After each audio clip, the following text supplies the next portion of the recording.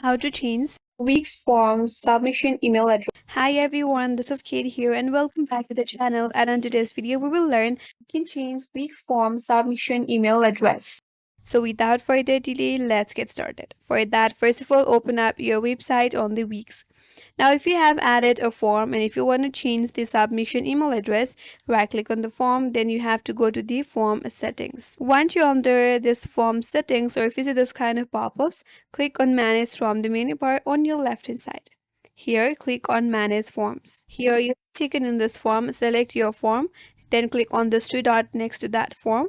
Now here click on form notifications. Here now scroll down a bit and there is a section to edit your email. Here it says new submission received for contact form. Click on edit button here.